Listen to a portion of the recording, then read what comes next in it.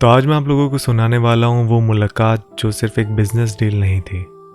तो मेरा नाम है अननोन केयरटेकर और आज मैं आपको इस कहानी में आगे ले जाने वाला हूँ। मेरा नाम है राज और मैं हूँ 27 साल का। दिल्ली जैसी भीड़ में रहकर भी अक्सर अकेला महसूस करता था। जिंदगी ने जल्दी ही सिखा दिया कि सपने महंगे होते हैं और जिम्मेदारियाँ उनसे भी महंगी। इसलिए मैं जॉब के साथ साथ फेसबुक पर प्रॉपर्टी डीलिंग का पार्ट टाइम काम भी करता था।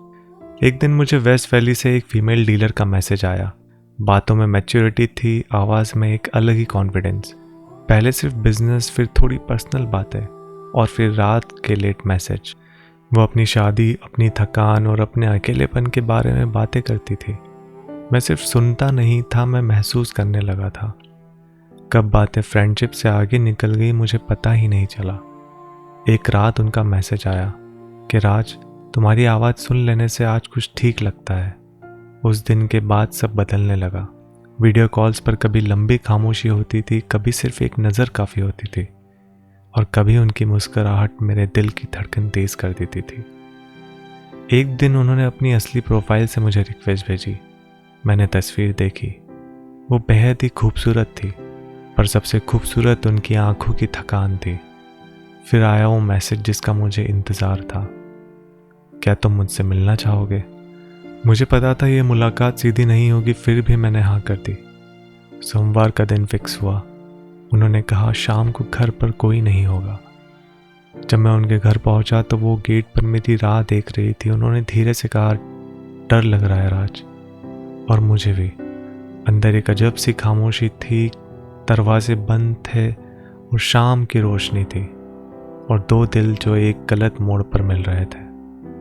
हम सोफे पर बैठे।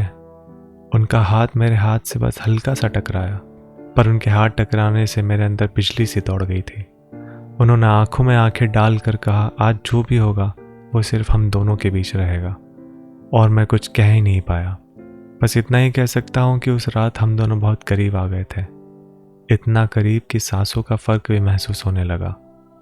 और फिर कहानी वहाँ से आगे बढ़ी जहाँ शब्दों की ज़रूरत नहीं होती।